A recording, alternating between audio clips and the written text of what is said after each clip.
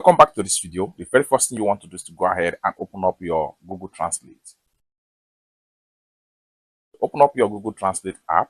Have you opened up your Google Translate app? Next thing you want to do is to go ahead and click on your translate language right here. Then right here, you have to go ahead and select a particular language you want to use for offline translation. So for that, what you need to do is to go ahead. So for instance, if I want to translate to this particular language offline, what we need to do is to make sure we download the language from here. So right here, I'm going to click on here to download the language. Translate this language even when you are offline by downloading an offline translate file. Click on download right here.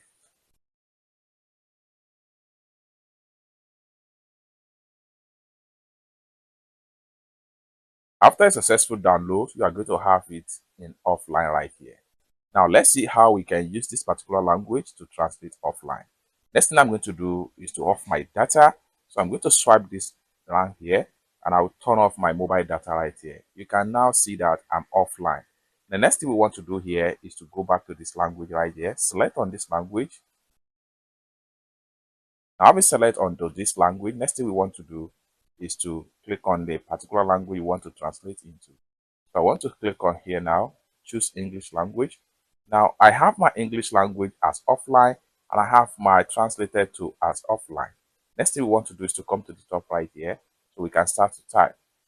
Where are you now? When you type, it automatically translates to the offline language, or just like what you see right here.